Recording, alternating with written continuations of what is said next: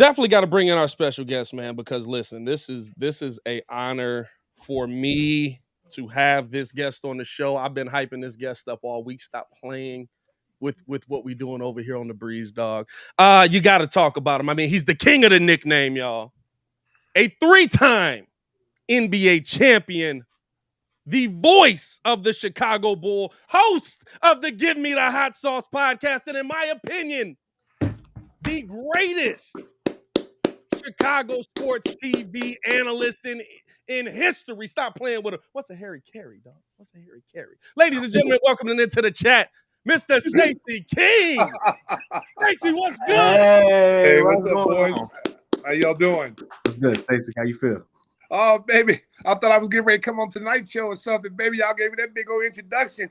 Hey, you deserve it, brother. You are the man. Listen, you're the voice of the Bulls for everybody. You see everybody in this chat right now? The voice of the entire chat right now.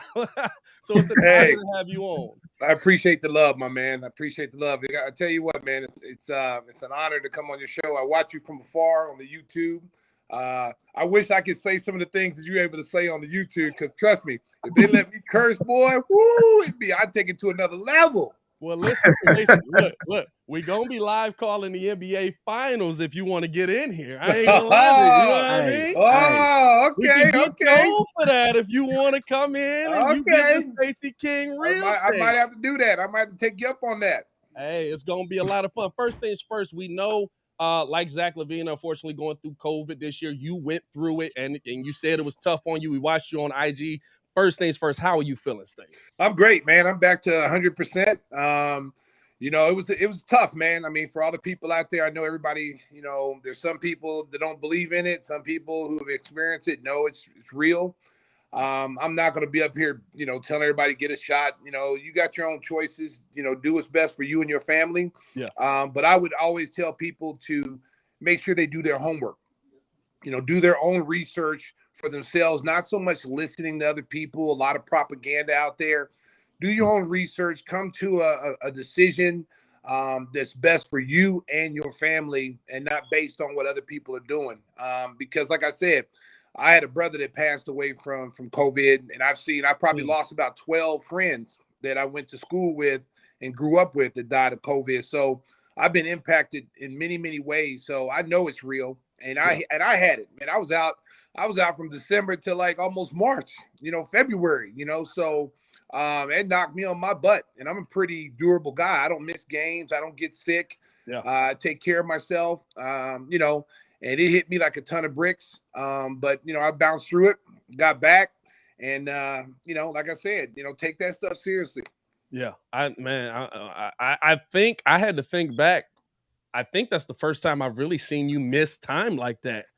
In 16 years, Pat, I've only missed like 5 games. So I've been very durable. And the games that I've missed, I can count them on one hand. I mean, my mom passed away and I missed 3 days because of that. Mm-hmm. And then I got sick on the road in New Jersey when Brooklyn was still in New Jersey. I got the flu. So I was out, a game on that. So I don't miss games, man. I mean, I'm very durable. And, I was very durable as a player. I take my job seriously. I mean, when you grow up watching your mom and dad work their tails off, and my dad had 3 jobs to get to my brothers where we need to be. So you have a work ethic that you develop, Mm-hmm. from how you grew up and what you saw as a kid. So I take it very seriously. I don't like to miss games, and if I miss a game, it's serious. It's serious, 100%. Well, like you said, you haven't missed much. And there's been a lot to see over your time calling the Chicago Bulls. So I got to ask you first question off rip. What would you say in the last 2 seasons with AK coming in, Mark Eversley, all of the DeMar, Lonzo, Booch, what would you say is the biggest improvement for the Chicago Bulls, area of improvement that you've seen in the last 2 years? Because like you, we were live calling these games. 22 wins is tough, Stace. I had to clap it up for you. I'm not gonna lie. Hey, I see quite a few of those. Don't sleep. Hey, we called some games where it was like, should we keep calling this? I was like, Stacey's still calling it. We got to. Yeah, man. You got a job to do, man. The people want to hear it, and I think, what makes it a good, analyst or a broadcaster is that you keep people engaged, throughout the whole 4 quarters, no matter if they're down 20 or up 20, people still want to watch. And we've been very blessed, with Neil Funk, myself, now with Adam. We've been very blessed, and you're experiencing it too. I mean, there's been some games where the Bulls have been blown out. People like to hear what you guys have to say. You guys keep it. The one thing I always say about being an analyst or a broadcaster is you got to create your own lane. You got to. I'm not like everybody else. I've created my own lane, and it's really cool now because when I first started, people said I couldn't do that. You couldn't have a personality. You couldn't, you couldn't, you got to be straight laced. And I was like, well, this job ain't going to be for me, because if you knew me as if you followed me, if you saw me as a player, you knew my personality. I was always the guy, like, keeping the team loose. I mean, we played the dozens, growing up. So I'm quick witted. So, that just kind of shows in the broadcast. And over the years, I think it's funny because, it's like the dunk contest. When you win a dunk contest, everybody expects you every year to bring something back different than you did the year before. After you win 2 or 3 dunk contests, you're like, man, I ain't got nothing else. This is all I can do. And, people criticize you. Oh, you're getting old. He can't do this. He can't do that. And it's the same way in being a broadcaster. It's like, you come up with these one-liners, you come up with these nicknames, you come up with all these things, these taglines that people love to hear and see. And every year they expect you to say something different every year, And so over the years, if you notice, I've kind of gotten away from the nicknames per se. I don't do nicknames as much. Well, one of you got to be winning to get a nickname. If you ain't winning, you can't get a nickname. Okay. All right. So let's just keep it 100. No cap. Just keep it 100. If you ain't winning, you can't get a nickname. Okay. But if I was wondering why you didn't have one for campaign when he was here. hey, why you messing around? Campaign, I have a lot of nicknames right now. But it's people, you don't want to be known just as that. Like I'll put my analyst game up against anybody. I'll put my knowledge of the game, my basketball IQ. Forget all the nicknames and all the comedy and stuff. Yes. I'll put my basketball acumen against anybody that's in my position, and I'll go head to head with you. And I'm feeling very confident that I'm gonna come out on top. 100%. That's why we love having you here, man. That's why we really wanted to get your breakdown on it. Like I was saying though, where do you think in 2 years? I mean, we've gone from Boylan, Hoiberg, all the way. Hey, Stace, be honest with me. Stace, be honest with me. Stace, be honest with me. Honest, can you get with us on that one? Can you get with us on Jim? I don't want. Listen, Stace, I love you at your job. I don't want the Bulls to call you and be like, you shouldn't be talking about. Let's just say this. Let's just. I'm gonna be honest. I'm be 100% honest because I keep it real. That's just who I am. Since AK came on board, the culture's changed. Mark Eversley, JJ Polk, the culture's changed. They showed you what they were going to do when they got here. They got here and, they gave, Jim Boylan an evaluation and they pulled the trigger. They're like, well, this is not, we want to go in a different direction. And they made that first move to get Billy Donovan. That was the key right there to get the coach, because the coach, everybody always says, who's the leader of the team? Is it Zach? Is it DeMar? Is it, whoever? Everybody always thinks the player's the leader. It's the coach is the leader because he's the general. He's the one telling y'all where to go while y'all out in the front line. So that's your leader. People always mistaken the player as being the leader. The player is an extension of the coach. If your top player, and I can attest to this because I'm not a guy that I'm just sitting here talking basketball. I played at the highest level on every level. So when your best players are your leaders, they're an extension of the coach. They verify what the coach is saying. So if Phil Jackson, who's our leader, tells me I got to rebound better, if I cop an attitude and say I ain't doing that, man, you don't know what you're talking about, then I got Michael Jordan, Bill Cartwright, Scottie Pippen on my butt telling me, boy, you got to rebound better. They're an extension of the coach. They just reinforce what the coach is saying, and the respect of your number 1, 2, 3, it just trickles down the line. And I think, and I'm gonna say this, people talk about, Gar and Pax, they link those two guys together. It's so unfair. You cannot link Pax with Gar. You just can't. I mean, I'm just sorry. And I love both of them. They're both friends. But, Pax is a GM. His record, go back and look at his draft. Go back and look at his draft. He did a lot similar to what AK did. Exactly. And people, because, Gar made some decisions, questionable decisions over the last few years, Pax kind of got, anchored to that, like the Titanic. One going down, oh, y'all go down. And it's unfair. And, I'm going to defend Pax. I'm going to ride or die because not only is my teammate one of the best teammates I ever had, but people just lose sight of what he has done as a general manager. And AK is just an extension of that. Yeah. AK has come in and done the same thing Pax has done. You go back when Jay Williams had that motorcycle crash, lottery pick. That could have altered the Bulls franchise for the next 10 years. How often do you get a number 2 pick in the draft that's supposed to be a generational talent, ends up almost killing himself? Yeah. The next year they go out and they get Kirk Heinrich. Then it was Ben Gordon. Then it was Luol Deng. Then it was Joakim Noah. Look at the pieces that these young pieces through the draft that he built up. You go get a Taj Gibson. You get a James Johnson. Everybody questioned about that James Johnson, but James Johnson's been a solid NBA player for 10, 12 years. Yeah. He may not be a superstar, but he's been a great rotational player wherever he's been. You go out and you get a Derrick Rose. I mean, a blind man would have drafted Derrick Rose. Let's just be real. But the Bulls got the number 1 pick. And you remember, people were saying to pick Michael Beasley because the Bulls at that time needed a bigger guy. They needed a small forward, power forward guy. And with Ben Gordon and Kirk Heinrich, you already were set at the guard spot. And so when he took a chance and drafted Derrick, you go down and look at his draft record, man, it's been impeccable. And it's unfortunate that he gets a lot of, trash talking about him, but he got tough skin though. Pax got tough skin, and he's been a consultant with AK. And the one thing I like about AK and Mark Eversley, they do their homework.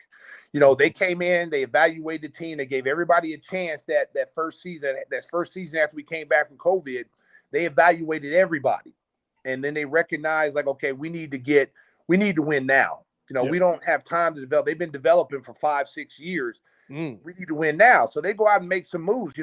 Wendell Carter, you don't want to say, was 2020, but if they had to do it all over, maybe they change the way they make that move. Maybe they send Lowry to Orlando than Wendell Carter Jr. Yeah. You know what I'm saying? Because Wendell Carter Jr. turns out now that's the guy that we needed. Right. Yeah. A guy that can play the 4 and the 5 position. And at that time, when Wendell was here, he wasn't developed like he was in Orlando. When he got to Orlando, they just turned him loose. They just let him play. And here he's playing for coaches that were more guard-oriented coaches, more three-point shooting guys. Fred Hoiberg was always stressing three-point shooting. Jim Boylan didn't really know, he wasn't a three-point shooter, but he was just kind of following suit what Fred was doing. Yeah. And so you're trying to make Wendell Carter Jr. a three-point shooter, but what he does best at that moment was playing in the post, back to the basket, defense, switching out on guards, which is a premium in the NBA right now. You got to have bigs that can, switch out, which I'm not a fan of. I'm just going to throw that out there right now. I'm not a fan of that at all, but that's the way the NBA is right now. But Wendell Carter Jr., I think it's one of those ones they if they could have seen into the future, that they would have probably switched that trade around. But to get something, you got to give up something. And we got Vooch. Vooch was an all-star center at that time. That was a huge move. That was the first domino. And I think the year before this year, had Zach not got COVID at the end of the season, worst case scenario, the Bulls in the play-in game. And as you can see what New Orleans did, you don't know what was going to happen in the play-in game. They might get hot and end up getting into the playoffs and do the same thing that New Orleans did. And I think, when you look at that first move, bam. And then this summer, they didn't hesitate. They were trying to get Ball last year. They were trying to get him last year, and they couldn't swing that deal with Lowry. So they said, okay, we'll wait till the summertime. We'll pull that trigger in. They were able to get him. They were able to get, AC, which I think those two signings were huge for this team. Because people tend to forget how good this team was when those guys were healthy. They were a top 5 defensive team in efficiency, okay? Those two guys are like having 4 guys on the floor at the same time. Lonzo Ball at the point guard position he only played 35 games and still ended up being the second leading rebound on our team at the point guard spot. And people don't know that, so, and his defense, these guys, you don't have to switch on. You don't have to double. Kind of like if you watch Drew Holiday in Milwaukee. When he switches on a big guy, how many times you see Milwaukee run down there and double? They like, no, he got him. He got him. The same, he got him. So and Lonzo's the same way. Lonzo's guarding Giannis by himself. Yeah. Giannis is a beast. But they never doubled when that switch was. Go back and look at the tapes. They never doubled when Lonzo was guarding Giannis because he's 6'6" and he's strong.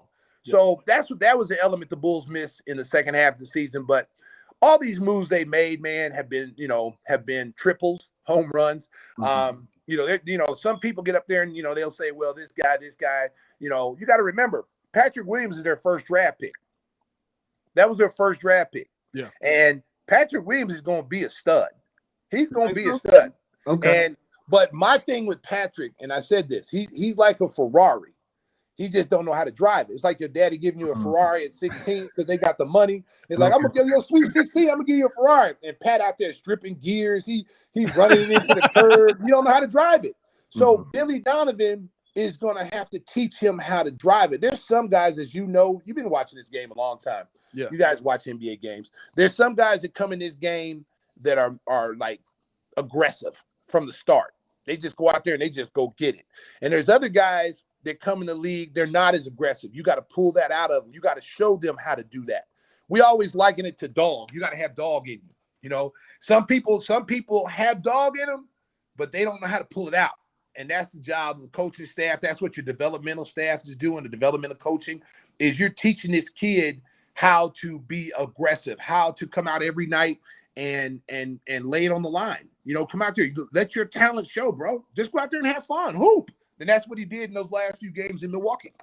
How do you get him to a point, right? Because we've talked about it on here, because right now, when you hear the exit interviews, it sounds like everybody on the team agrees with your sentiment. Like, no, him developing is very, very important to us being a championship level team. How do you balance that I want to see them focus on winning right now along with his development? Can you do both at the same time?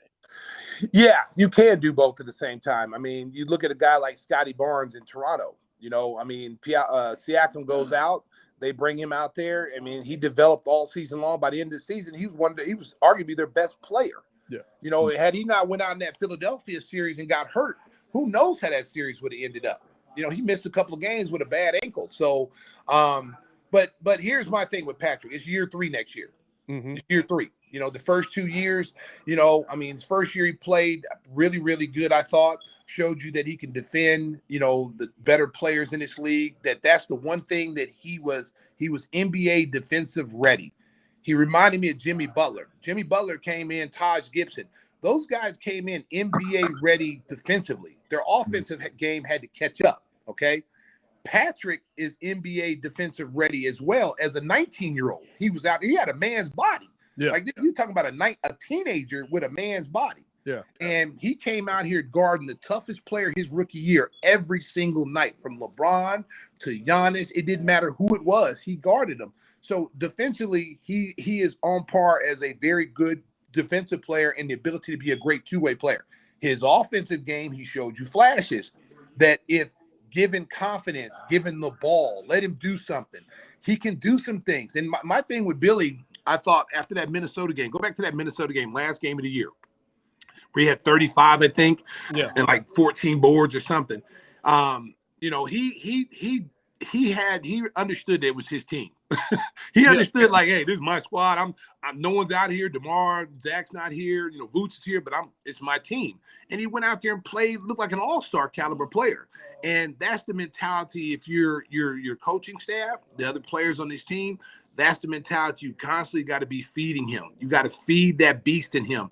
Not just give him little bitty snacks. You be feeding him some steak and tell him we need this. Next year, you should be the third option on this team with Zach and DeMar. You should be that third option. And nights you should be able to carry us.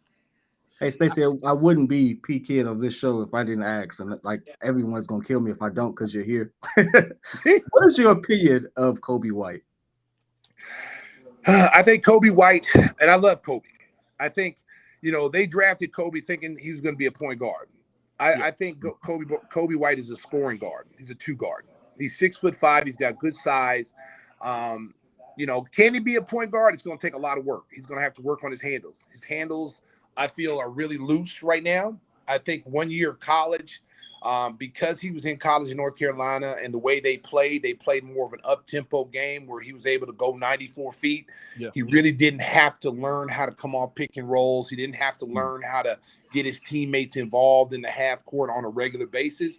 And I think that hurt him a little bit. I think it hurt his development a little bit. And then he had coaches here, that really in the beginning, not Billy, but the other coaches that we had, like especially Boylan. Go ahead. They had the kid, they had the kid making him just shoot threes. It was either a layup or three. Yeah. And I think DeMar has shown everybody in America that you don't need to be an efficient scorer. You can average 25 to 30 points a game, still doing it the old-fashioned way. High percentage shots, know where your spots on the floor. Kobe is a great mid-range shooter. Kobe is a very good three-point shooter. I think in their offense, and I said this on the broadcast, there's too much standing around. There's certain guys who are standstill shooters that will knock down threes if you leave them open all day long, okay? But there's other guys who are great three-point shooters when you get them on the move, when you come off a single, double, curl actions where they're coming into their shot. I mean, you look at guys in the past that are like that. Ray Allen was a deadly, catch and shoot guy. Klay Thompson, guys who are playing now are guys that can come off, screens and be ready to shoot the basketball. And I think Kobe's that. Zach has proven to be that type of player. He's one of the best catch and shoot guys in the league. His percentages show that. And I think, the Bulls offense, and they're going to have to make some adjustments next year because, you don't have that standstill shooter. You don't have that guy that can just sit in the corner and that ball swung to him. He going to knock. If he take 10 shots from the three-point line in the corner, he going to knock down 6 or 7 of them. Yeah. We don't have that guy. We have a lot of guys that can get their own shot coming off screens, catch and shoot. I just like to see more of that on the offense because it's very predictable when you get to the playoffs. And we saw that against Milwaukee. The Bulls offense was very predictable. Yeah. I wanted to ask you a question about Ayo Dosunmu because I feel like all three of us in this chat we basically said it all season, especially when the Bulls drafted him that he was a steal. But where he was at, how do you think a second year of development with Ayo, especially under Lonzo and AC, will help out this Bulls team, and where do you see him going eventually in the future? I honestly think Ayo's going to be a star. I do. I think he has the work ethic. First of all, he's Chicago. The kids from Chicago are just built differently, man. I mean, they're just built differently, man. Their mentality, they're in your face. They don't back down. They work hard. It's just a Chicago thing. And you can see it in all the Chicago players that are in the NBA. They have that mentality. He's no different. This kid has been a winner his whole life. You don't win all these championships in high school and then go to college and you win it. And, the kid should have been a top 15 pick. Everybody knows that now. Yeah. But for whatever reason, you get all these dudes that sit in meetings who never shot a basketball before their life. They never played. The closest they ever played is NBA 2K. Okay. So they're making decisions based off of, this guy can't shoot. What position is he going to play? Yeah. Sometimes you got to do the eye test. Sometimes you got to see what he does in competition. He proved against the best competition in America that he was one of the elite guards in this league. His stats show it. His awards show it. The kid can play. And that's a kid that you have to find a position for him. If you don't think he's a point guard, you develop him. Yeah. Because one thing he can do, and he's another guy that came in NBA ready defensively. You could have carved out his niche on defense and then developed an offensive game because Ayo's going to work on his shots. He got better as the season went along. Ayo in the beginning, Ayo wouldn't even take a three. He'd be wide open. He'd be like, "Oh, I ain't taking. I'm driving to the basket." But as the season went on, he started hitting that corner jumper. Then that corner jumper started falling. He started shooting from the top of the key. But you saw the confidence grow, and it also helped that he got minutes because in the beginning, he wasn't playing a lot during the preseason. Yeah. And we had, everybody was stacked. We had everybody healthy. So he wasn't getting a lot of playing time. And one thing I say about Ayo, because he comes from a good family and he's a good kid, he didn't let it deter him. You know, he didn't start pouting on the sideline. You know, he came in this league with a chip on his shoulder, number one, for being the number 38 pick or whatever it was he was. Yeah. And so when you have that big old chip and then you got that Chicago attitude too, you know, that's a recipe for killing somebody. So his attitude was, I'm gonna murk everybody who's in front of me, who was drafted in front of me. If you go back and watch these games, that's a fact. Everybody who was drafted ahead of him, he was trying to kill him. Whether it was offensively or defensively, he was going. I mean, what he did to Cade Cunningham the first time they played, like he shut Cade Cunningham down. Matter of fact, I saw Cade walking by and say, "Hey, man, I got the keys to the handcuffs. You want to, go on to the shower?" Because Ayo had his ass locked up. And and I think the cool thing too is AK and those guys knew as they picked this kid, they knew what kind of talent he was, and for him to fall in their lap, because the Bulls had no first round pick that last year. So for him to fall, first round talent to fall into that spot, that was a gift to them, because he basically was a first round pick that fell into the second round. And the Bulls, I said this about this year's draft, I think the Bulls have 18, if I'm not mistaken. Yeah, we got 18. Okay, so they didn't have a first round pick last year, and as the draft has shown over the years, there's some people are going to rise and some people are going to fall, and there's an opportunity, because the Bulls do their homework, their scouts do their homework, that they could fall. Somebody could fall who's supposed to be a top 10 pick could fall to 18. Yeah. And all of a sudden, boom, you got a lottery talent at 18. So, Bulls got a lot of options. You know, I mean, they could trade the pick. They could do a lot of different things. You know, I trust AK and Mark. I got 100% confidence in those guys that they're going to do the right decision, what's going to be best for this team. Because I think that Milwaukee series showed you what you were lacking and showed you what we needed. And, as long as Giannis is in this league, I wanted to ask you might want to get a Giannis stopper. Yeah. You might want to get a Giannis stopper. Is that like the Jordan stopper though? You know what I mean? Like how many Jordan stoppers were there? I'm telling you guys, that dude, first of all, listen, I love Giannis, because I saw him come in as a rookie, and I saw he was just like a deer, like a little baby deer. You know, he didn't know his skill level. He was just running around. He had a motor, but the one thing about this kid, man, he works hard on his game. That's why I don't want to hear nothing about Ben Simmons not being able to work on his game, because if guys like, Lonzo can work on his jump shot, a guy like Giannis can now be a serviceable three-point shooter, why the hell can't Ben Simmons? Because Ben Simmons is too busy being Hollywood. He's too busy. Block. Exactly. Well, you know what? Listen, I'm never gonna question anybody's, mental health, because that's just not. I mean, you don't know what a person is going through. But I will say this. And I've heard this from a lot of people. He doesn't spend a lot of time working on his game, and so in the summertime, when he looks at it as being off season, it's really off season for him. he break. Yeah. When they say 1, 2, 3 Cancun, he take that seriously. He already got a ticket and a suitcase. He already gone. Hey, in game three, right? Y'all up 3-1. Where you going? Ben, where you going? Ben, where you going with them sunglasses? I'll be Stacey, back next ask you this October. real quick. You mentioned us having a win now mentality. Like they want to win now, realistically. And with Giannis that you mentioned, the Nets and all those situations, just really how the league is kind of balanced out. What is our realistic window? And if you could speak to it, if you can, what is the piece that we're missing to really be true title contenders? Well, I think, listen, there's levels to this. There's levels to this. I always tell Bulls fans this, because we got the best fans in the world. It was proven this year as far as attendance. 2 away and home. Number 1 team in attendance. We got the best fans in the world, and they know basketball. They're not. Chicago's a sports town. They know they sports here. And they're loyal. You know what I'm saying? In New York, they boo you if you're the first pick and they don't like you. Boo!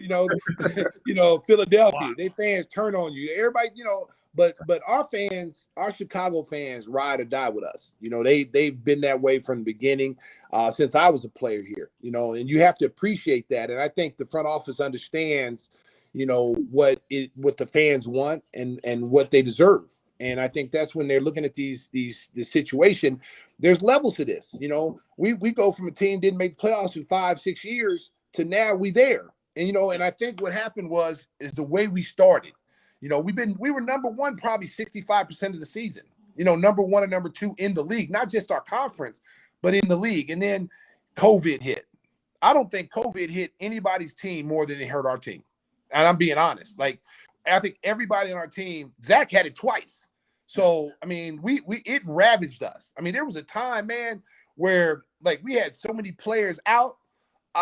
Man, me and Bill was thinking about coming in there and suiting up. I was good for about 6 fouls and the 3-point shooting. If you want, I'm just gonna shoot threes. I'm not gonna run back on defense. Don't even ask me. So I'm you gonna stand in the corner and I'm just throw it to me. Okay, so I can yell Sriracha every time I shoot it. Sriracha, I'm gonna yell it every time. Even if I miss, I'm gonna yell Sriracha. So you was Tristan. Yeah, no. Hey. Yeah, so I did have another question about the because we do give out nicknames on the show.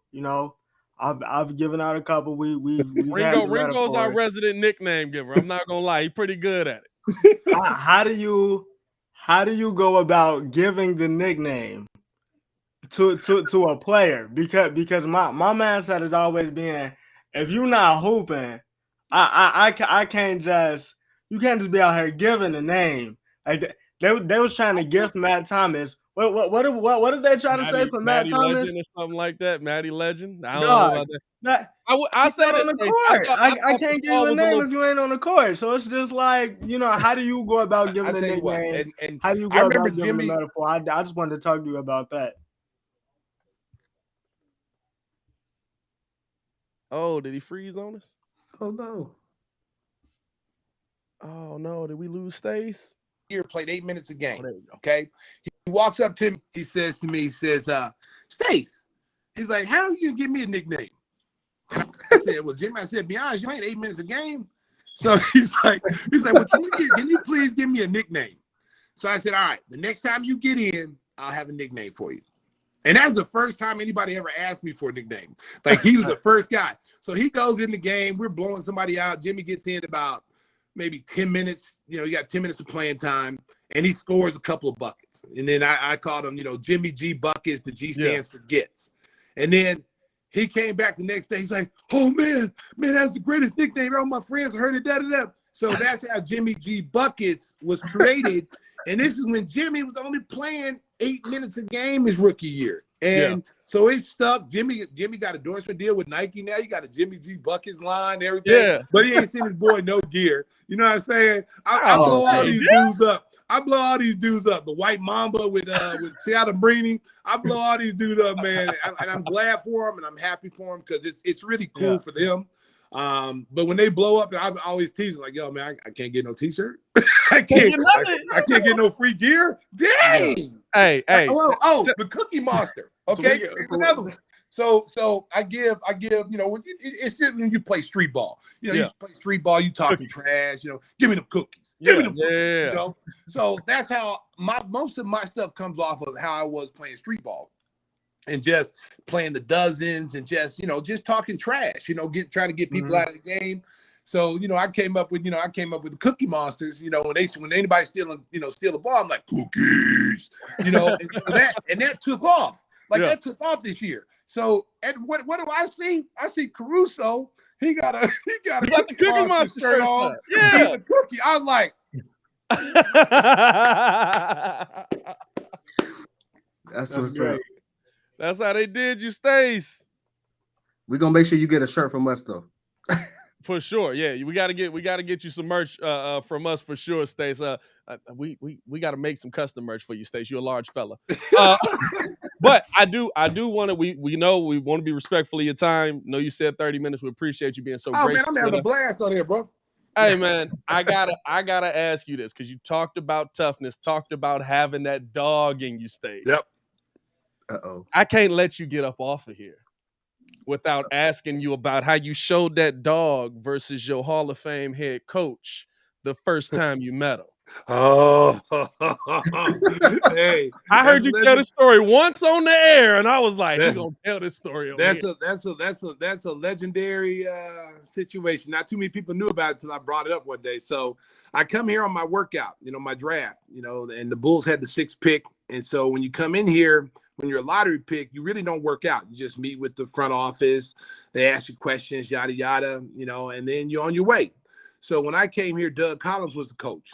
And so they had just won 50 games the year before and got beat, I think, by Detroit in the 2nd round after they had beat Cleveland, upset Cleveland. So that was the start of the Bulls' basically dynasty run.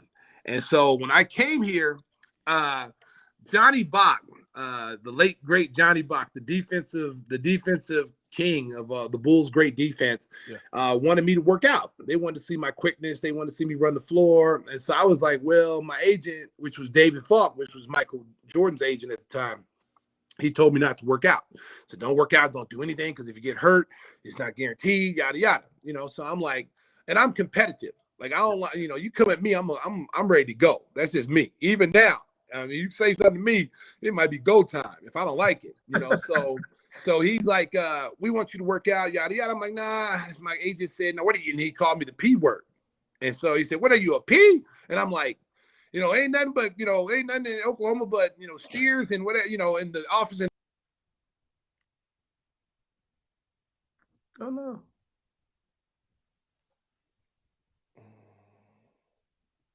We're losing Stacy. Oh man, the network connection ain't coming back, is it? Oh no. Oh, we lost We lost Stace. Oh no.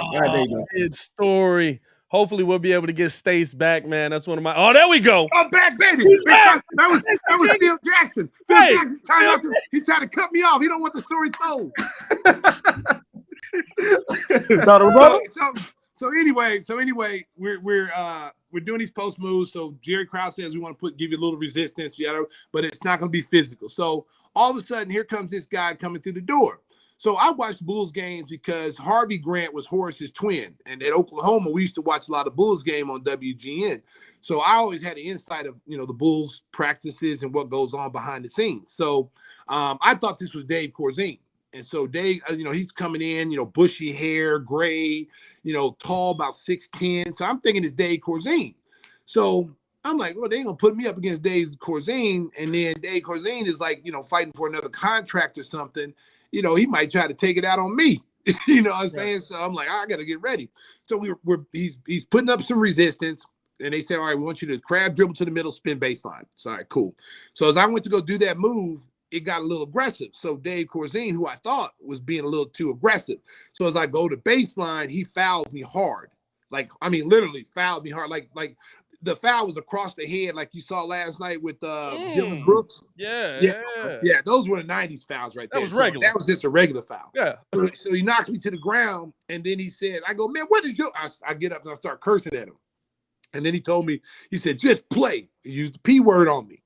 So I said, oh, okay. I said, okay, I'm going to have to, okay, you want to play like this? Oh, it's on. So next play, Doug and them saw what was happening. So they wanted to see how I respond. So they said, right, let's do that same move again. I said, cool, let's do it. So Phil Jackson really don't want this story. Phil Jackson is hating on Stace right now, bro. Phil Jackson really don't want you to get this. They not trying to let my mans be great, bro. Phil is why you gotta let Hot Sauce finish this one. I don't care how many times he got to come back. I want to hear this story. Stacey, if you can hear us, we can't hear you. Yeah.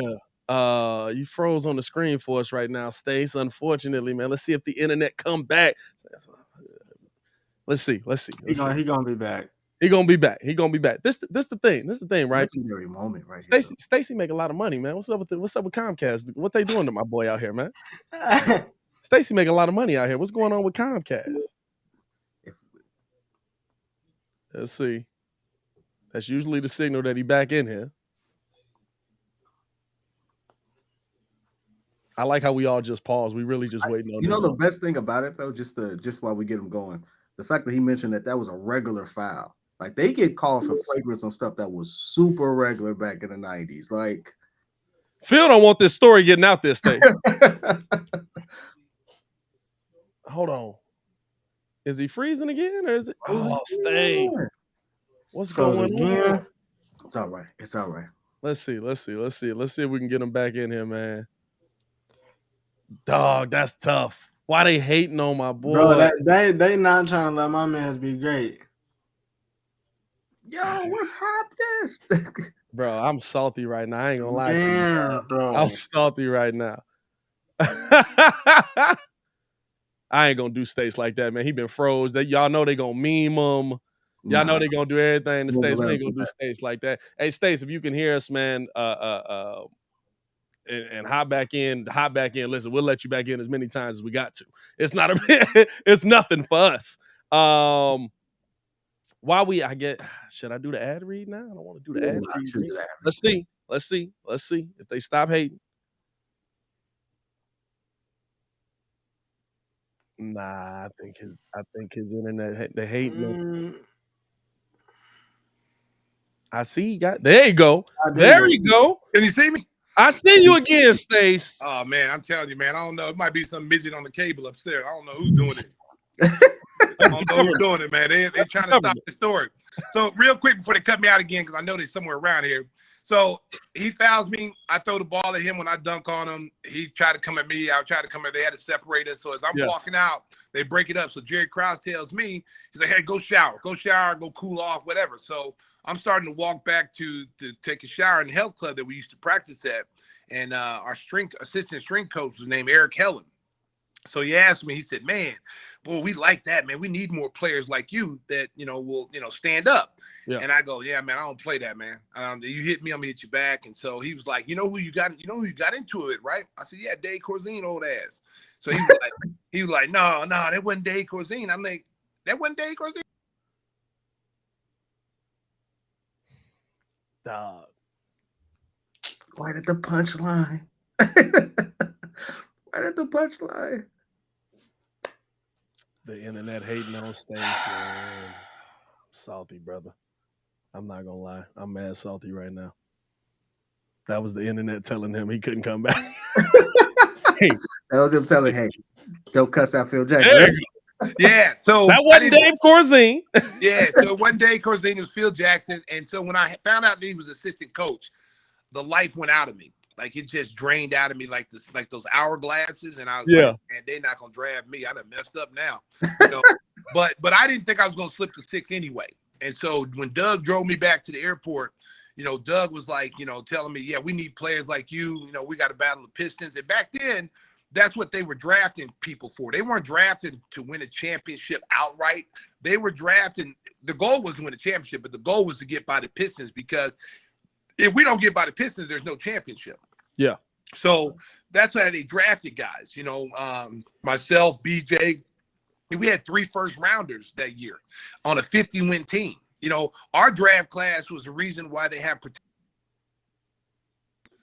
because the Bulls had won 50 games. You got Michael Jordan, who's now ascending as the greatest player in the game, and you got Scottie Pippen, who's starting to turn the corner. So the Bulls, the rich got richer.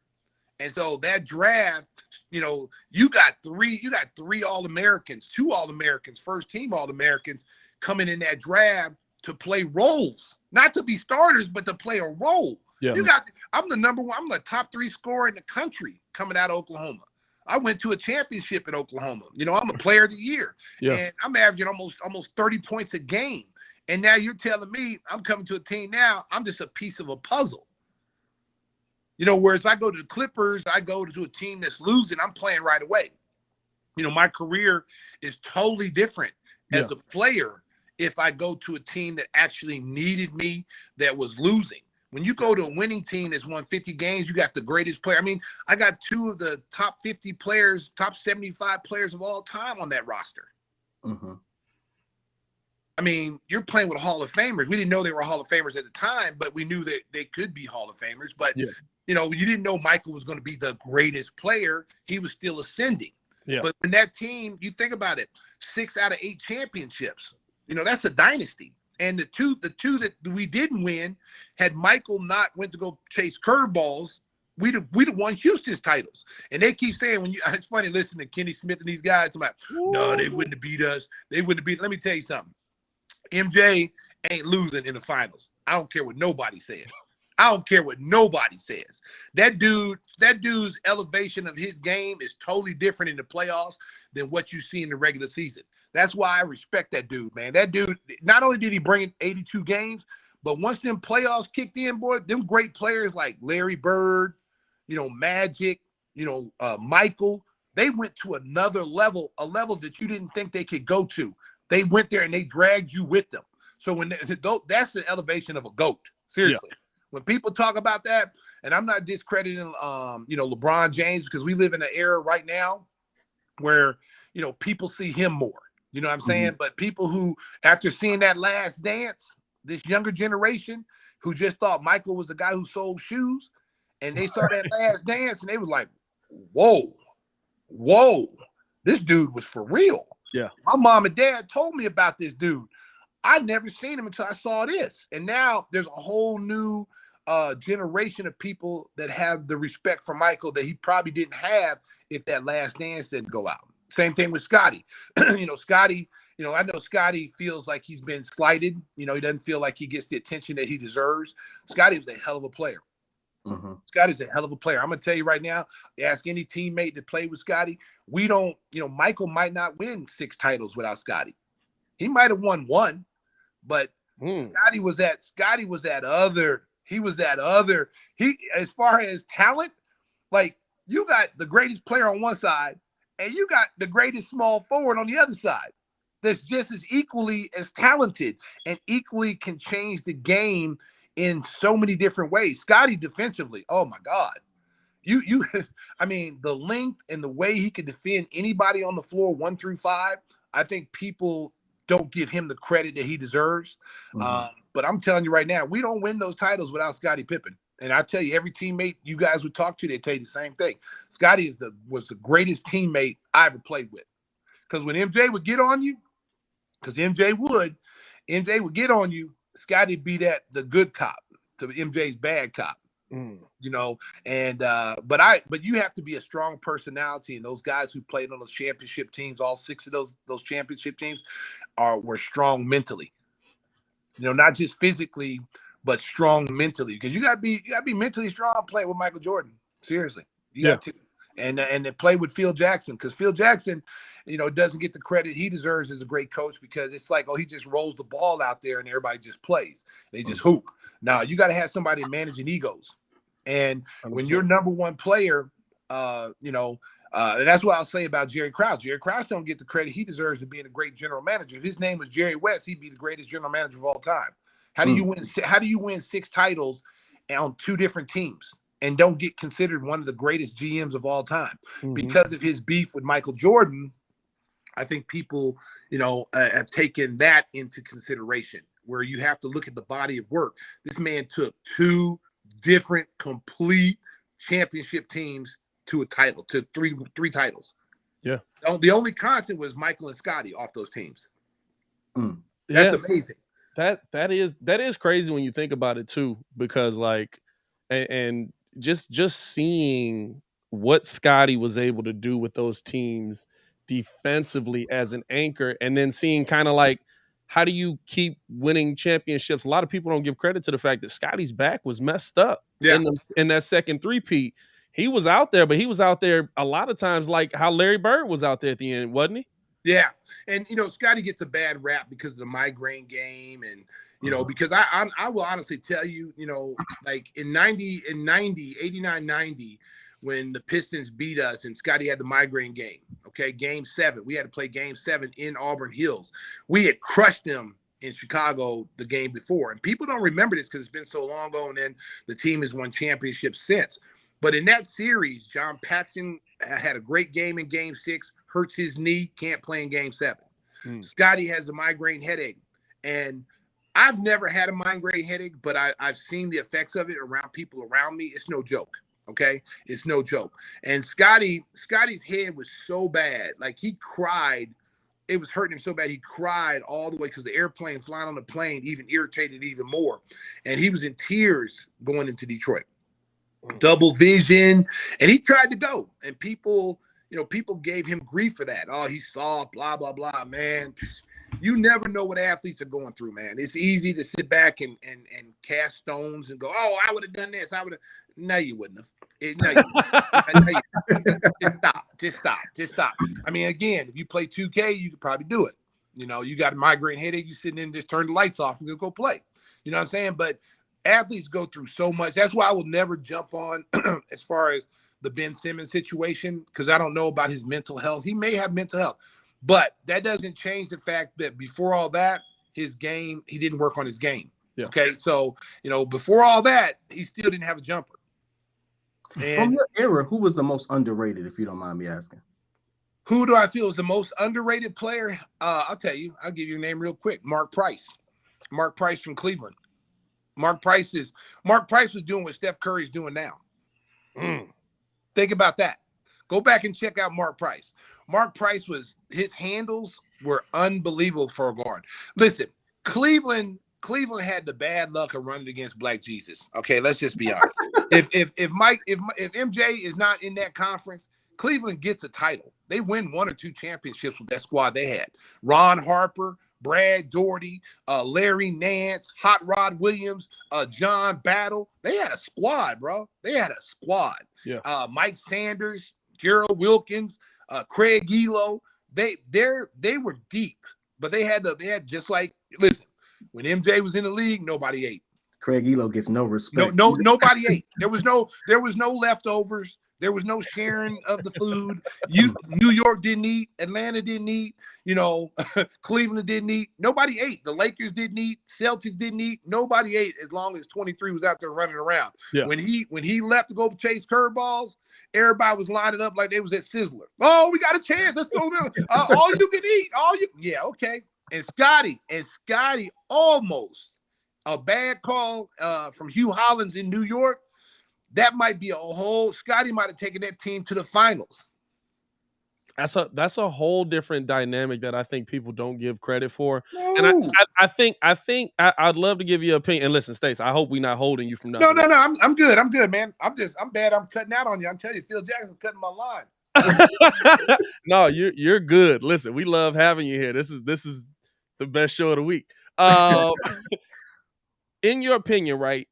What changed how fans and more so organizations looked at teams, right? Because there was time in your era of basketball for development. There was time for, like, people always remember Jordan winning championships. They don't remember the stories about, oh, Jordan, a scorer can't win an NBA title. That's not how NBA championships are built. And then as it continues to go, you know what I'm saying? Like, you stuck with the guys that you picked. How did we get to the point where now, if you're not good within 2-3 years, you're out of here? Well, because there's impatience. There's impatience. And plus, Pat, a lot of guys are coming in this league 18, 19 years old. When we were coming in 3-4 years out of college. We were 21, 22 years old. So the development for us is 1 or 2 years tops. Where you're bringing an 18-year-old in here, man, it could be 5 years before he really reaches where his potential should be. And a lot of teams get impatient. They got to win now because their fan base is hungry for winning. Their owner wants them to win now because there's so much money involved. So the pressure of winning is there. But it's been proven. You look at a team like I'll use Milwaukee as a case. In order to win a championship in this league, you got to keep your core pieces together. That's why AK and them are so hell-bent on keeping Zach and keeping the team that they got together, because they got some really good pieces, and you build around those pieces. What made our team so successful in the 90s was Jerry Krause drafted great.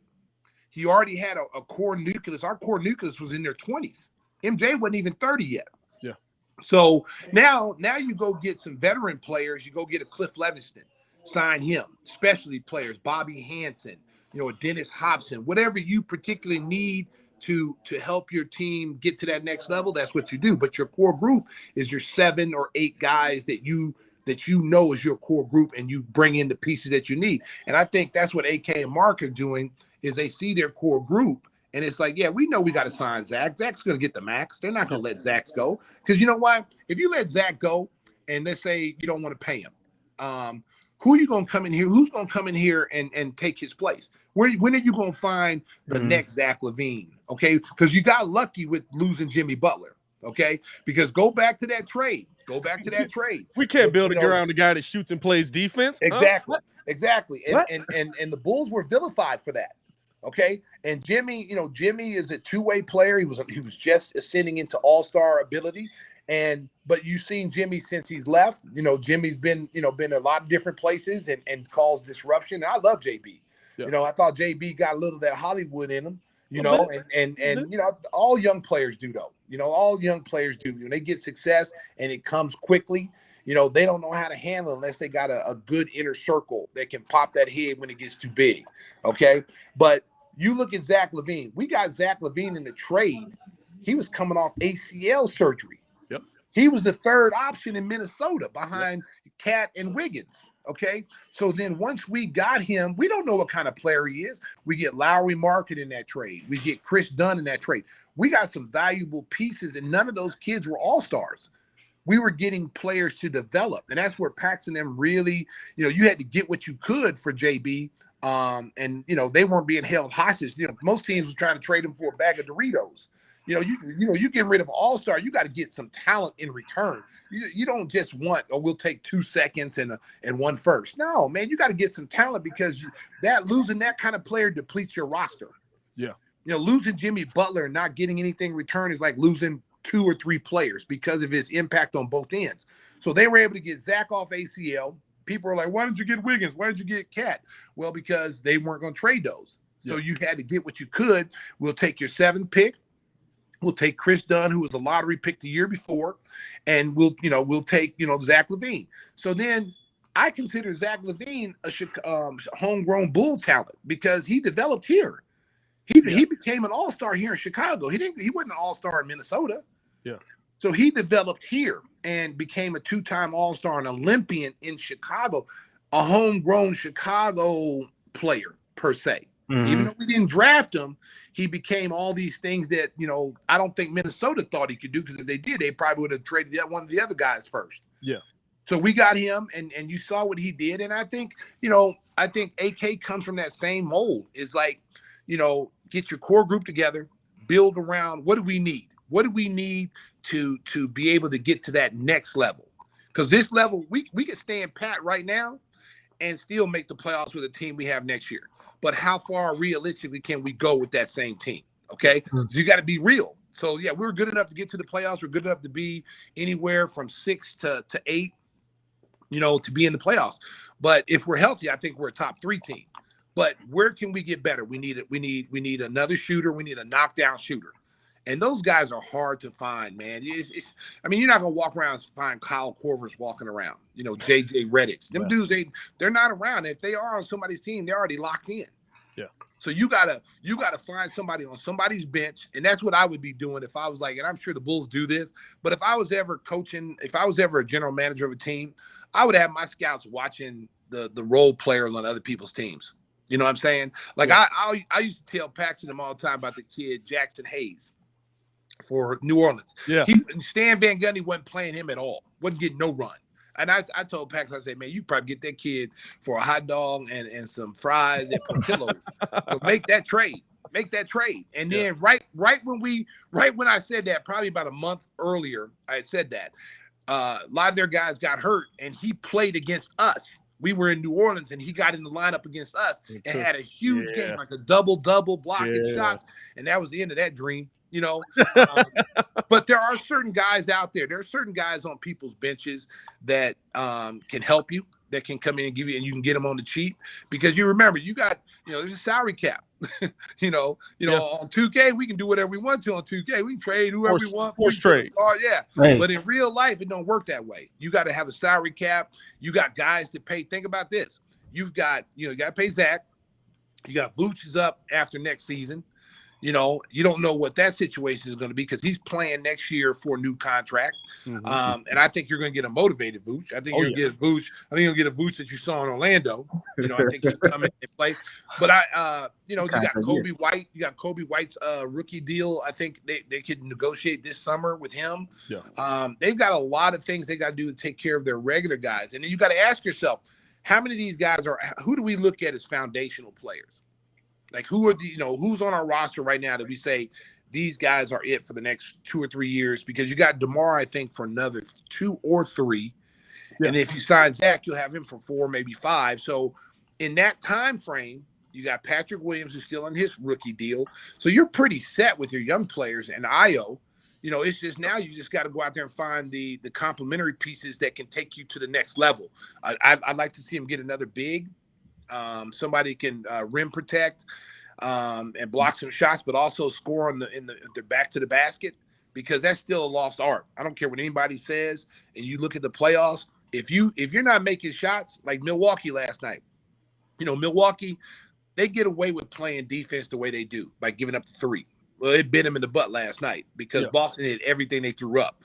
And that's a gambling defense. And they were able to get away with it for the Bulls because the Bulls couldn't make any threes. Yeah.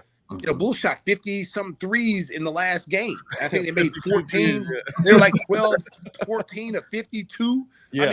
I mean, you're not going to beat teams like that. If they hit 3 more threes, it might be a different game. But 52 threes, only knocking down 14, you know, you got to get a shooter. You got to get somebody that can make shots. And I think everybody on your roster, guys, should be able to play. I really do. I think, you know, when guys go out, you can plug people, the 12th man in, and he can go out there and do work for you. That's you look at all the teams that are like going to go deep in the playoffs, everyone on their roster can play. Look at Phoenix's roster. Phoenix, when they go to the bench, you got everybody laughing at Cameron Payne. Cameron Payne's like one of the best backups in the league right now, coming behind Chris Paul. You know, you got all these guys, these teams that have great role players that can come in and play bigger roles if needed. And I think that's where the Bulls need to strengthen too, is that they have to have a deep team that every one of those guys can play. If we run into a COVID situation or we run into a game where, like, let's say, you know, like we just saw Lonzo Ball miss the second half of the season, you know, we brought, you know, you got Ayo in there and you got Caruso, who is also out. Who's going to come in? Matt Thomas. You know, you got to have guys that can come in there that can actually hold down the fort till you get everybody back. Do we have that and it was an injury situation, or right? Because like we after we do the post game show for all the games, everybody's in there. You only got 5 points off your bench. It's like, yeah, that's because our bench is in the starting lineup. Yeah. Like, do we have that currently on this team and we were just overly injured, dealing with a ton of injury? Or is it something that, like you said, you have to go out and get? Well, I mean, we had it. I mean, injuries happen to everybody. It's part of the game. Yeah. We all know that it was a different team limping into the last month of the season. It was a totally different team. Okay. Yeah. Having Lonzo out, having Caruso out, I mean, that just alters the way you play. And we became, you know, we go from a top 5 defensive team to, you know, a bottom 5 defensive team. That's a huge drop. You're not talking just dropping 5 spots, going from number 5 to 10. Yeah. You're talking about number 5 to like 30. Like, that's a huge drop. And when you can't stop people on defense, if you're not making shots and you can't stop them, it's a recipe for disaster. So, to your point, yeah, I mean, could we go back with everybody we had last year? Yeah, we could. Okay. But I think you know, if our guards are healthy, you only need 4 guards, in my opinion. You only need 4 guards. You need 2 starters and then 2 guys who can come off the bench that can play multiple positions. We had about 7. Huh? I said we had about 7, 8. We had more line. We had guards, more guards. We had more guards than, you know, the bigger players. And I think you get 4 guards, you know, two of the guards coming off the bench. Let's just say, you know, next year you start Lonzo, you start Zach, you start, you know, DeMar, you start Patrick Williams, and you start Vooch. That's your 5 starters right there. You're coming off the bench with Ayo and Caruso as your guards in that spot. Okay, so you lock there, you know, in the guard spot. Now where you got to say is, okay, who's my small forward in that group? in the second group? Who's that power forward? Who's going to come in and be able to play the 4 and the 5 for me in that group? Because right now, that's where to me, that was our Achilles heel, because you're playing Javonte Green at the power forward position. Yeah. He's not a power forward. He's really a guard. He's 6'3". Yeah. But he's tough, and I love that kid. He's a kid that you want on your roster, and that on that roster, somewhere on that roster, because of his versatility. But Derrick Jones, I love Derrick Jones. But Derrick Jones doesn't have the physical strength to play that 4 and 5 position in a small ball 5 lineup. He's great at that. But how often are you playing a small ball 5? Yeah, that's So I had a kind of a 2-part question for you. So what is the one player from today's game that, if you could, you would say that he could play in you guys' era? And then the other question I have for you is, because Muggs make comparisons all the time, man. I really just wanted to know that I've been dying to ask this question. dramatic. All-time Bulls versus all-time Lakers, 7 games. What's happening? Woo! That's a tough one, because see where the equalizer is in that game. You going with Kareem, or you going with Wilt Chamberlain, or you going with Shaq? See, I like our chances going against Shaq. But you throwing out Wilt Chamberlain in that, you put him on that all-time great with Kobe and Magic and Worthy. I mean, because honestly, listen, Brian now too. Yeah, he's a transplant. I don't care now. You can't get on there, Brian. No, he can't get on there, man. He's not. Hey, yo, Brian not on the roster. No, he's not a true Laker, man. He's not a true Laker. He only been there 2 years, man. I'm talking about guys who got years in there. Yeah. Okay. And we couldn't even put Dennis Rodman on the Bulls if you really wanted to. But we could if we wanted to put both those guys on there. I mean, but me, a traditionalist, if you're saying let's get the guys who've been in the franchise, okay, they got way more players than the Bulls do as far as great players are concerned. I mean, you go down and look at their roster, Magic, you got Worthy, Cooper, I mean, Gail Goodrich, Jerry West. I mean, they go deep. Now, I mean, our bench, we could have had Bob Love on that. Bob Butterbean can score. Is A-Train your starter? A-Train your starter? You got Artis Gilmore, Chet the Jet to be out there too, coming off the bench. But it'd be a good game, man. But I think the equalizer would be at the center spot, because I think the Bulls would win matchups pretty much everywhere else. But that would be tough if you had to guard Kareem in the prime with that skyhook, because nobody can stop that. Yeah. And then Wilt Chamberlain with his pure dominance. When you talk about changing the game, they changed the game because of him. So you put him out there. And as much as I'm a ride or die with my Bulls, I'm gonna keep it real. It'd be tough, but as long as I got black Jesus, baby, we got a shot. You know what I'm saying? That's what it comes down to. I'll ask you this, right? Because you played big man, you played against Shaq, you played against those guys, right? Shaq and T-Mac on Shaq's podcast. We got to get into your podcast as well. Give me the Hot Sauce Podcast. Fire content coming out every week. Love Stacy on that, man. Shaq and T-Mac said that Giannis would not be the player that he was in your era of basketball because the jump shot isn't developed enough, and he wouldn't have just been able to operate in the paint the way he is today. What are your thoughts? Well, I agree with it somewhat. I think where he would be able to compete at, because of his ability to run the floor and to be able to get up and down, and I mean, the guy.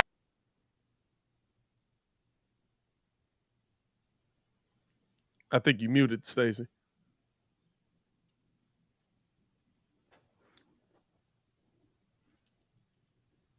Let's see. There you go. Can you hear me? Gotcha. Yep. Hello? Can you hear me? We got you. We got you. So yeah, you would have a hard time. Shaq would have a hard time in isolation with Giannis out on the wing. Giannis would blow right by him, finish at the rim. As far as the physicality is concerned, I think he would adjust. I think his body, and with the way he operates around the rim, and he's so freaking long. Yeah. I don't see him having a problem. I see some people having a problem. As great a shooter as Steph Curry is, I think the physicality of the game and the size of the guards, he'd have a hard time. I'm not saying he wouldn't be able to produce, because if he got it with the right coach that set him up to, like a Reggie Miller coming off single double screens, I think he could be a killer. But as far as like, when they try to compare the Bulls 72 win team versus the Golden State 72 win team, and everybody thinks Golden State would win, you crazy. You crazy. And no.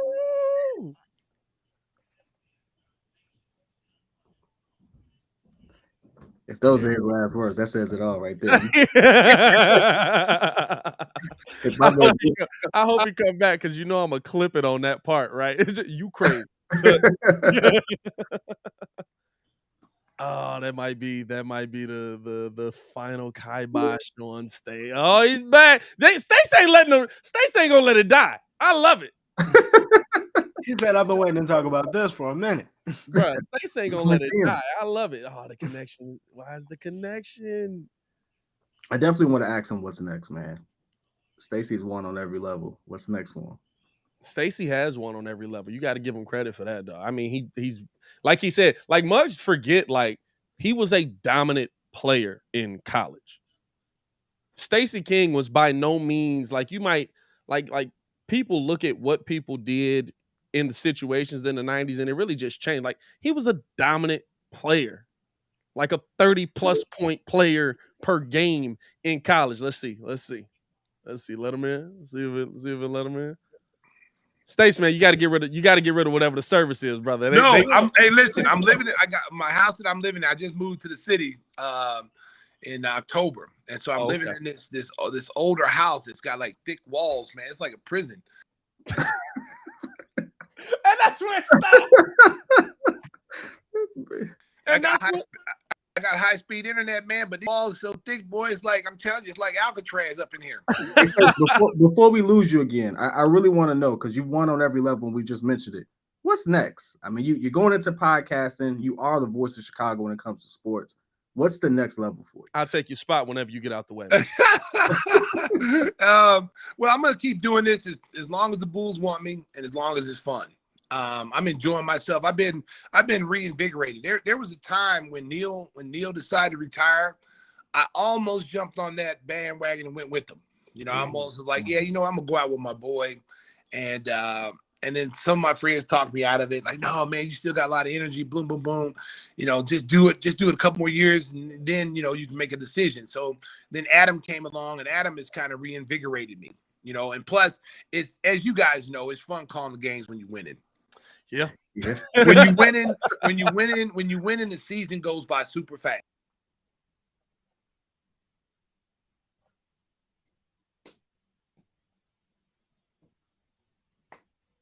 You got to have an energy every night. You got to bring it every night. I got to bring it every night, no matter if the team is winning or if they're losing. I got to have the same energy level, because fans pick up on that. They pick up on when you ain't in the mood. Oh, Stacey's down tonight. He's upset. Like, in the playoffs, I was upset about we kept doubling Giannis. And I said, man, stop doubling Giannis. And then I'm watching the Boston series yesterday. Boston stopped doubling Giannis, and they won the game. They stayed on their shooters, and that was the difference in the game. And then they also hit threes. But that was one of the things I said that we should have done, is not double Giannis, because every time you double Giannis, he knows how to find the open guy, okay?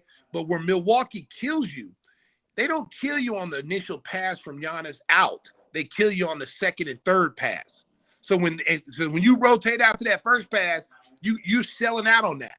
And so you got one or two guys running from a shooter in the corner. They swing the ball once, swing the ball twice. They get even wide open jumper, and they're knocking them down. And so yesterday I heard even Stan Van Gundy say it. They're not doubling Giannis, which is causing Milwaukee's problems. And now their shooters are not getting wide open looks as they did in our series. So, but I love this. I love this organization. I've been in this organization over 30 years. Hey, calm down, killer dogs. Calm down. That's my secret service right there. They on point right now. My little bullies. They on point. They letting you know somebody messing with the internet. Hey, that's what it is.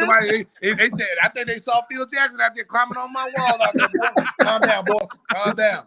So So, as long as I'm having fun, guys, and as you know, I mean, I'm having fun doing a podcast. I know you guys are having fun doing yours, and because you get to talk hoops, you get to be crazy, uncensored. Nobody can tell you what you can and cannot say. You have opinions that matter. You got a fan base that loves listening to you guys, and that's what I'm doing with my podcast. I mean, we've grown. Oh my God! I mean, we only been on there a year. And like we're one of the top podcasts in the country, and we like I feel like I'm Nipsey Hussle selling mixtapes out of a truck. We don't got no big sponsors. We ain't out there, because that's not what I want to do right now. Yeah. So we're doing everything on our own, So and nobody can tell us what to do, what to say, and we do what we want. And my podcast is a little different because we don't just talk hoops. We talk everything. Like on tomorrow's podcast, I got Mr. Olympia, Dexter the Blade Jackson coming on. Okay. I got UFC fighters coming on. I got women's athletes. I got mental health people coming on. There's a lot of different things that I do on mine that I just don't want to be just like everybody else's podcast. We just talking bulls hoops all the time. You know what I'm saying? You just got to be different. You got to create your own lane, and hopefully. I'm doing my hot sauce stuff now, which was taken off as well. We just got invited to this hot sauce expo in the summer, which I'm really looking forward to that. And we get to put our hot sauce up against everybody else's hot sauce. So I'm looking forward to that. And, just growing, man, just, never being satisfied, always trying to push the envelope to do different things, try to make yourself as versatile as possible. Like I'm a life coach. I'm studying to be a life coach. I want to work with kids. I want to work with people who are, struggling with everyday life. Because if you ever follow me, I'm sure you guys follow me on Instagram. Oh, yeah. I have an Attack the Day post that I always do motivational that I always send out to people every day. And I didn't know how big that was until I stopped doing it for a couple of days, because every day I do it. I put out an Attack the Day quote. And so when I don't do it, I get all these DMs. Man, where's that? I need to get through my day with that, man. I'm like, damn. Damn. I didn't know. I mean, I just do it just to be doing it. And I've been doing it probably for about 10 years. And so that's something that I like doing. I'm going to get into motivational speaking. That's the end game for me. Once I get done with this, I don't know how many years left I have on this. As long as, like I said, as long as it's fun, as long as the Bulls love me and they treat me good, I'm here. I've turned down doing TNT. I've turned down doing ESPN because I love Chicago. It's a big city. I'm on a national market. You can't listen, I've been very blessed, and I don't take the blessings for granted. I didn't have to start in a small market and work my way up, spend 10, 12 years working my way up. I go from playing on one of the greatest teams ever to I end up coaching for 3 or 4 years in the CBA. And then being able to come back here and, Steve Shanwald, Jerry Krause brought me in to do broadcasting, doing analyst work. And, I got my start with Sports Channel, which turned out to be Comcast. Yeah. And I was doing the pre and post game. And so that's how I got my start. And, I parlayed that into an ESPN gig doing, Big 12 games. I tell young broadcasters all the time when they say, hey, I want to do what you're doing. And my advice to them is to, first of all, don't turn anything down. Don't think you're too big to do anything. You know what I'm saying? If you're in college and you're going to broadcasting and journalism school, if you got to call a girls' high school basketball game, do it. If you got to call a women's soccer game, do it. Do as much work behind the mic as possible to get that experience and be able to use that as a resume to parlay that into something else. Because a lot of times, everybody want to hit a home run. But in baseball, ain't nothing wrong with getting on base. The whole objection is get on base. Whether you get walked, whether you get hit by a pitch, or whether you hit the ball. The objection is to get on base. Yeah. And so in this field, as you know, it's hard as hell to get in these roles. Because if you, like, say a play-by-play guy, them dudes normally 40 years. Yeah. They stay on that mic for 40 years. Yeah. And guys in my role stay on just as long. So there's not a lot of opportunity. So whenever you get an opportunity, you got to make it to the point where they feel like we don't ever want this guy to leave. You know what I'm saying? Because there's a lot of people that get, they come and go, but if you're good at what you do and you have a fan base like I do, you know, because without my fan base, you know, without the Bulls Nation, baby, you know, they could be all 16 sucks, you know, that kind of thing, you know, but they don't, you know, just like you people tune in your show. Obviously, you guys are good at what you do. That's why people tune in. That's like, I follow you. I know all about your show on YouTube. So, you know, when you call me to come on, I'm like, yeah, cool, no problem. You know, because my philosophy is to pay it back, you know, pay it forward. So I see you guys doing what you're doing. And if I can help you in any way by coming on your show, then boom, I'm there to help y'all, you know, and same thing with anybody else that I did a high school kids podcast the other day. You know, he was like, oh my God, I can't believe I got you on. I can't believe you answered me. I'm like, bro, I was like, man, I read all texts. I read all tweets. I read all DMs. Okay. And like I said, if I can help someone and pay it forward, because, you know, it's tough. It's tough to get people to come on your podcast. You know, it's tough to get people to commit because everybody's so busy. Or then some people like, what is it in for them? What do I get out of it? It's like, it's not what you get out of it. It's you're helping someone else. That's what you're getting out of it. I'm helping someone else, you know, broaden their horizon and be able to branch out even further. Yeah. Because somebody had to help me. So people had to help me. So when I call guests, you know, every guest I bring on helps me. Yeah, I had a porn star on my podcast, but I'm gonna tell you, she had. Hey, y'all laughing? Y'all laughing? I'm getting comfortable now. Hey, I thought we was closing the show. We're just opening up now. Let me tell you something. She had like 12 million followers. Hey, and you know, in this game, it's about followers. Yeah, and you know, 90% of them is dudes that watch sport. Exactly. You know, the guys that be sweating and hands all moist. Yeah.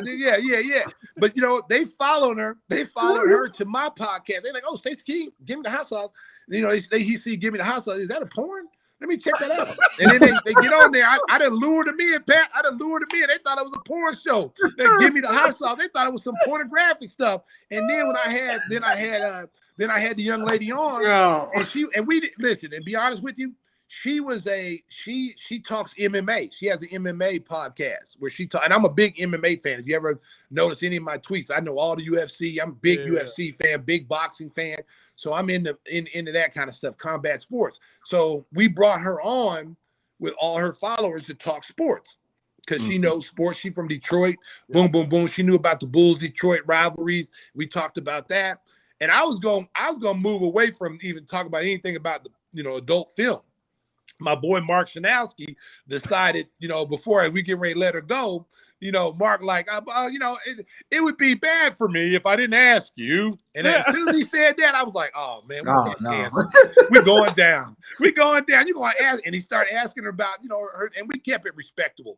It wasn't like, you know, it wasn't anything bad. We kept it respectable. Yeah. And she appreciated that. You know, we didn't act like some, you know, some horny dudes or anything. We just, you know, it was very respectful because you have to respect your guests when they come on, whether you agree with what they say.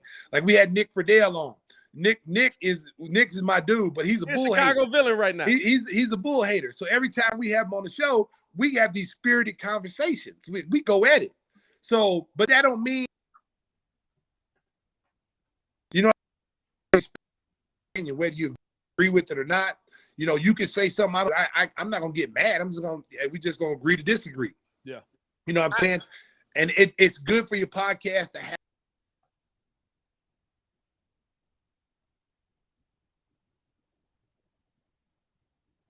They called us. Come on, Stacy, fight through it. Fight back, fight back. Ah, man. Let's see. They called you Stace. Bill Jackson, leave my internet alone, boy. Bill Jackson. They called you Stace.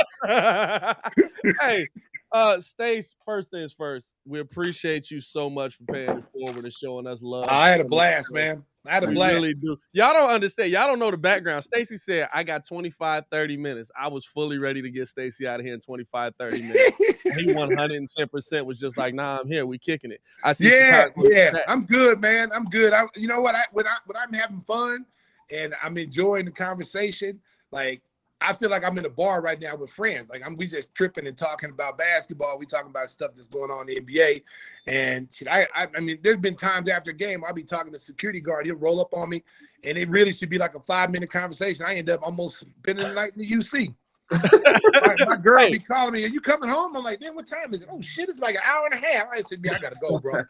I'm trying to keep a happy home. You getting ready to get me thrown out at the crib." Hey, man. Hey, definitely don't do that, Stace. Because No. but if you need a spot to stay, the couch does pull out, brother. Don't worry about it. We got you over here. Hey, well, I'm a friend of the program, man. So I'll definitely pop back on. I appreciate it. Hey, I hope we can get you on. Like I said, we're gonna be calling the finals. Maybe we can get you in here for that. We do got to shout out Stace with the hot sauce game. Oh yeah, he's killing the game out here. He is killing the game out here. We definitely gotta cop that on some of Stacy's hot sauce. Hey, we gotta drop sleep. Hold up. We gonna put a full screen right there. Go ahead, Stace. Show the hot sauce for the people, man. Where's my camera? There we go. There you go. Y'all get in tune on that, man. Make sure y'all check out. I'm gonna tell you right now. We just came out with a new flavor because we listened to the fans. I'm a man of the people. So the fans said we want a little bit hotter one, Stacy. So I came out with a new one. It's called Chicago Fire 1871. Okay. So back for all the history buffs. All the history buffs. That's a tough name, dog. Okay, hey, all the history buffs. You know your history about that Chicago Fire. I got you. That's where we got the idea. Hey, it's hot as hell. Hey, it'll have you dial a 911. We gotta drop the link, man. We gotta buy some. Oh man! Let me baby, get 21% off, baby. Get 21% off. 21% off. Make sure y'all are checking out Stacy's hot sauce over at GiveMeTheHotSauce.com. Hey Pat, send me your address, man, and I'll send you some. Y'all don't gotta buy it. I'll send you some. Y'all give me some love on the show when y'all get it. You know we're gonna try it on the show. Make sure you try it on the show. I want people to know it tastes. Yeah, I want people to know how good it tastes. Here's gonna be the tough part, right? I still gotta call the game. So are you ready to jump in on play-by-play if I start dying from Chicago Fire 1871? Yes. Yeah. You know what? But you know what? You got your own hot sauce now, so you ain't gotta I don't even gotta say it. You be like, you can tell your girl in the kitchen, baby, give me the hot sauce. She come in with hot sauce, you good. Hey, long as she know what it means. You know what I'm saying? Hey, man. She'll like it too. Hey, oh man, you just reminded me of that. We got to get paid for this episode. Hey, fellas, it's time to dig yourself out of that winter hibernation. Spring is here. It's time to get sprung with Blue Chew. That's right. This episode is sponsored by Blue Chew. Guys, confidence can take you far in life, and it can help you in the bedroom, especially when it comes time to what you say, Stacy? Step up. And she'll like it too. That's where Blue Chew comes in. Blue Chew is a unique online service that delivers the same active ingredients as Viagra and Cialis, but in chewable tablets and at a fraction of the cost. Here's the thing, Stace, you ever had that? You ever know that awkward guy? He don't want to go to the doctor because he don't want to talk to the doc about an issue he got? Listen, I told my boy, sign up at Blue Chew. It's simple. Consult with their licensed medical providers. Once the process is approved, you'll receive your prescription within days. Best part, done online. No awkward doctor's visits, no awkward conversation, no line at the pharmacy where you got to look over your shoulder, see if somebody's watching what you getting. Blue Chew tablets are made right here in the U.S. of A, prepared to ship direct to your door in a discreet package so the neighbors don't know what's going on. You exactly. You over at Walgreens, somebody said, "Oh, you getting that Bluetooth right now?" It worked. Yeah, that Bluetooth worked, boy. I got some last night. So if you can benefit from a little bit of extra confidence when it's time to perform, Blue Chew can help be just like Stacey King. Stace, I got a deal for you right here. Try Blue Chew free. We use our promo code Windy City at checkout, and you pay just $5 in shipping. That is BlueChew.com, promo code Windy City, and you're paying just $5 in shipping. Your first month is free when you visit BlueChew.com. Make sure you visit there and check out important safety information. And we thank Blue Chew for sponsoring the show. And we also thank Stacey King for tuning into the show, man. Clap it up, clap it up, clap it up, clap it up. Stace, we hope to have you on soon, man. Let everybody know your socials if they don't know already. First off, you're under a rock, and let everybody know where they can check you out next. Yeah, you can check me out on Instagram, Twitter. I mean, everybody pretty much knows my handles out there. It's all the same. And then if you want a bottle of hot sauce, Bulls Nation, go to GiveMeTheHotSauce.com and get your bottle today. 4 flavors. We got the St. Pat's Verde Green, which is my favorite on Mexican food. Awesome. And then we got the barbecue sauce. So you're gonna be barbecuing this summer. You gotta make sure you get King's Q, because that's also nice. And then like I said, 21% off if you sign up and go get it today. Hey, I ain't gonna lie to you, Stacy. Somebody gave you a nickname out here. Shout out Chicago Rilla, Saucy King out here. Don't play with him. You gotta keep it. You gotta hold on to that one. That's a good one. That's a good one. Yeah. Hey, Bulls Nation. No, I got nothing but love for Bulls Nation, man. And you guys keep doing what you're doing, man. You got a great fan base that really appreciates what you do, and keep growing your channel. Keep doing what you're doing on YouTube, man. It's gonna catch fire, and trust me. That I watch how y'all do that. I'm like, man, that'd be pretty nice if we doing that. Like, you know, if we when we couldn't call the playoffs in the second round, that'd be something that I would want to do. Call a game that way on YouTube like you guys do. That's pretty cool. Hey, we would love to have you on, get you a test run in the final Stace. Hey, Chicago, we appreciate y'all for tuning in. We appreciate Stace for tuning in.